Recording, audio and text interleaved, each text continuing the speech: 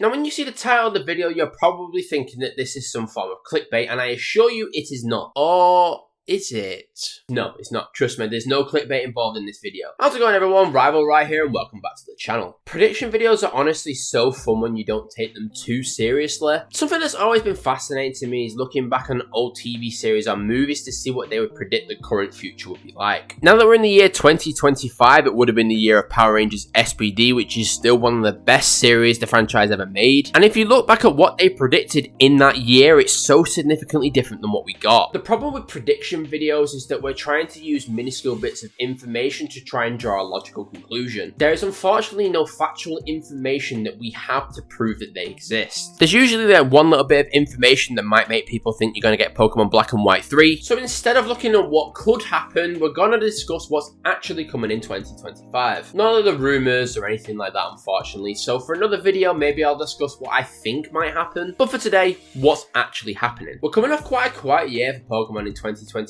In fact, it's probably the quietest I think I've had since I've been a part of the franchise since I was a kid. It was the first year in nearly a decade where some main series Pokemon content was not released. And even then, the year that we didn't get anything is when Pokemon Z was rumored to be released. A game that this year we had some leaked information that seemed to indicate it was in the works but got cancelled in the end. And I'm gonna be honest, I really enjoyed the break from Pokemon. Now, that's not meaning I'm not a fan of the series anymore. I just think the negative feel on the franchise after Scarlet and Violet was a pretty difficult place to be involved in the fandom. I think most people struggled to say anything good about the game, and that's fair considering all the bugs and problems the game's had. I think the major concern for some people was the way the franchise was heading, which I think was fair because it was quite ridiculous what we got in the end. I actually compare it to my relationships with the sports teams that I follow. I love Man United, the Miami Heat, and the Green Bay Packers, but when you're making terrible plays in the final seconds of games or getting beat like 4 times in a row, you need a bit of separation to feel refreshed again. And that's what I feel about going into Pokemon in 2025. Having that break for some main series content made me excited for some more. So, to be straight out, I'm going to address the rumors or ideas I will not be discussing in this video. The first one is Generation 10. It will inevitably happen because they're not just going to stop making them all of a sudden despite the fact people are frustrated. Any remake title will not be discussed in this video, be it Generation 5 remakes or Let's Go Johto. Trust me, I love discussing the possibilities of them as I've already done in the past, but we don't really know if we're going to get any appearance from them without any sort of information. Plus, I'm fine with them not getting a Gen 5 remake anyways. I'd want it to be their biggest focus, and if they've already got a main series title in the works, I don't think they could do so. And the final one is a potential Switch console with a new Pokemon game. See, this one's a little bit different because they have tweeted the word Switch successor in the past. Now, the tweets they made that indicated about a Switch successor were made in May 2024, and the tweet specifically said there'd be no mention at the Nintendo Direct in June, so I do think they're working on it quite clearly, especially considering they had to mention the rumors. But considering the situation, I feel like it's not right to talk about because we don't really have any information other than this one tweet. So with speculation aside, it's time to talk about what's actually coming in the franchise in 2025. Number 1 is Pokemon Legends ZA. Now, this is a pretty obvious one because they mentioned the release date of 2025, so no matter what this year, we're gonna get some form of content surrounding it. Announced back on Pokemon Day in 2024, Legends ZA is going to be our next main series adventure, following on from the very successful and highly embraced Legends Arceus, creating us a new sub-series within the main series of the franchise. Now, since the announcement on Pokemon Day in 2024, we've not actually heard anything at all from Pokemon or Game Freak surrounding it, and obviously that makes it very difficult to discuss what we're actually going to see in the games. The only thing we can discuss is what we saw in that one trailer that we got, which shows it's going to be based on Lumos City, as well as having a teaser for Mega Evolution, which is probably the most successful generation gimmick we've had so far. Because the trailer indicated there was going to be some form of Mega Evolution, we can have some form of discussion about what we might be able to see in the future, but there's no direct confirmation of what it's actually going to be. Now, one thing people tried to make the connection of was the promotional images for starters and tried to use that as a basis for what starters are going to be in Legends ZA, which I think does have some basis because the marketing team's going to know they need to push this particular Pokemon in this year.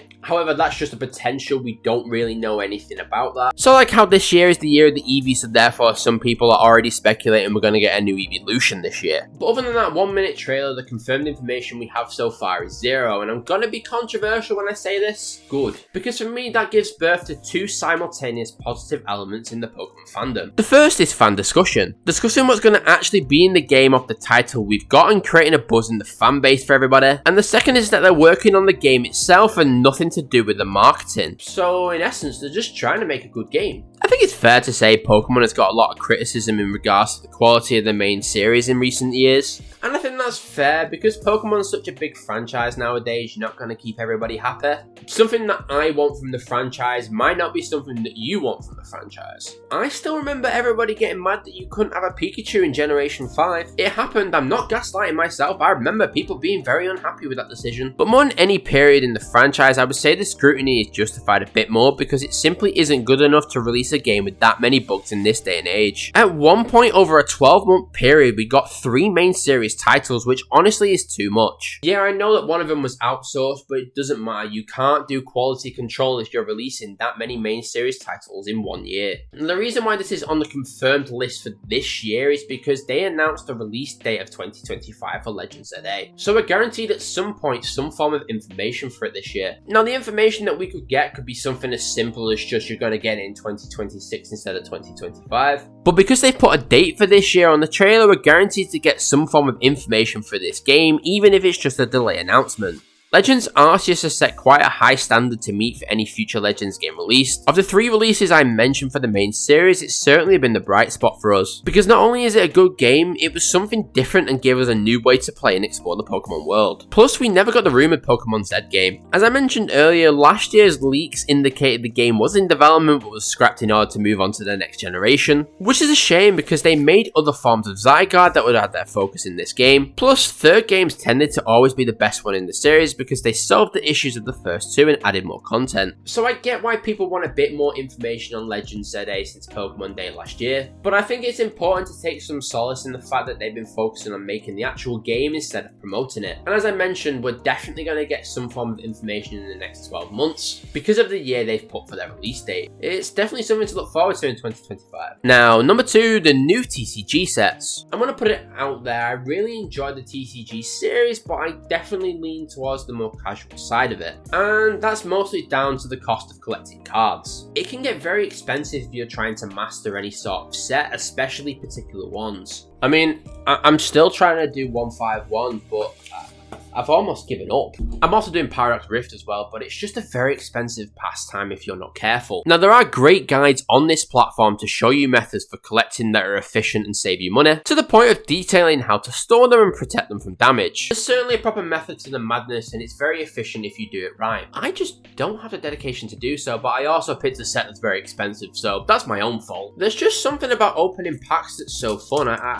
I can't really explain it. Is it, what's that word? Begins with a G. It begins with a G. Great, that's what it is. Yeah. Boom. And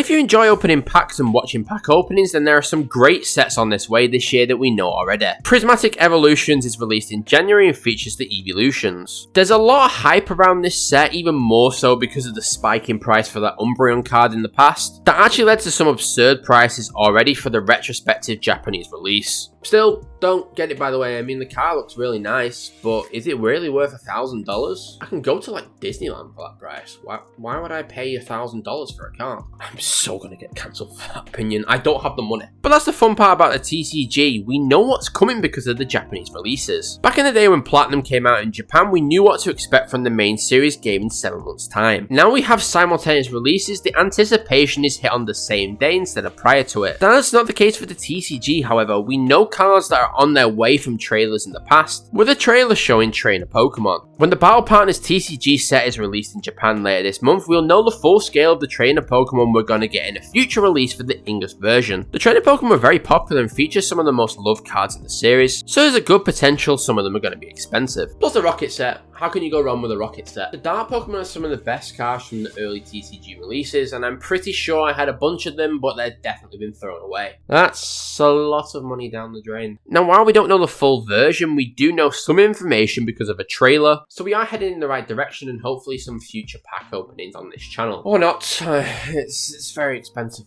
And number 3, Pokemon TCG Pocket Trading. Again, being into the fact I'm on the casual side of this, TCG Pocket is a lot of fun. It has something that TCG Live really missed with daily content to keep you logging in. Now, I know having one pack every 12 hours for 5 cards isn't exactly groundbreaking, but it's still more than what we were getting in the past, so you've got to take what you can, really.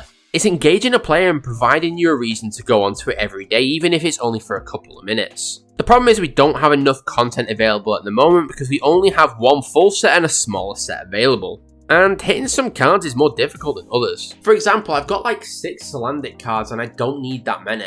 And then there's loads where I've got 3 and I don't need 3 because you can only have a maximum of 2 in one deck. Yet on the other hand, there's some cards that have a higher rarity but I can't seem to get at all. And that's why trading is going to be very important to help you complete sets without the cost of spending money. Well, we are due to start trading in January 2025, though this could be potentially delayed. But even if it is, it will come at some point this year and help you complete collections, especially when you're somebody like me who only needs a select few cards from each set. Now, unfortunately, of the 3 things we've got on this list, this is the one that has a bit of a precautionary tale to it. Some information we have on trading cards so far is that there's going to be restrictions applied to you. It could be that you can't trade premium cards or that you can only trade cards of the same rarity. We don't know the full details to make it explicitly clear. From a business perspective, I get the idea of restricting premium card trading. It's investment protection because it means if you're able to get those cards without paying for the premium pass, you're simply not going to subscribe to it, are you? I'm not saying that I agree with it or the concept of it, I just understand it from a business perspective. I suppose in one sense it's also a potential stopper from you getting ripped off, especially if you're younger. We've all been at that stage when we were younger, when we didn't understand the value of cards. So it's important to try and protect the younger audience. On the other side of the coin though, I feel like it's missing the nature of trading if you decide to go that route. If I've got 3 cards in a set that you need and you've got 1 card in a set that I need, it's a trade of equal value to me because we both complete the set and are happy with what we've got. And therefore, I don't think it's detrimental. So there's a bit of precaution involved in this one, unfortunately. Trading is a very core part of any sort of TCG, so I feel like it's important we're going to have it. And it's also a net positive, but it's important to be a little bit precautionary with this. Other than those 3, we don't really have much information for this year. I suppose one we could discuss is that Area 0 is going to be featured in Pokemon Horizons in the next few weeks. Worth checking out to see how the area is portrayed. But other than that, we're going in pretty blind for a year in Pokemon. The fact of the matter is next year is a big year because 2026 is going to be the 30th anniversary of Pokemon. So we might start seeing some form of build towards that next year. But as I said, anything that I discuss about that will be rumours and not actual things that are coming this year to look forward to. Who knows, it's a year of potential and hopefully they announce some new things in the future. I personally would take a new movie. I think a new movie would be great. Thanks for watching everyone. Make sure to like and subscribe as it really helps out the channel. I don't know if you can see, but I've sorted out the lighting now. It looks a lot better, so I'm able to actually record in the dark without it being an issue. As I said in my last video, this is going to be the new setup going forward. So you're going to have to be prepared for some stupid content and references. Now, the question is, should I make a video based on the rumours that I think are going to come in 2025? If so, make sure to comment it down below. There's a lot of information out there, so I'm sure I'll be able to find something. I'm really enjoying this new setup, to be honest. It's a lot of fun to be able to actually have some form of communication without it just being gameplay. Though I am tempted to start streaming on YouTube, so make sure to tune out for that in the future. Other than that, I'll see you next time, guys.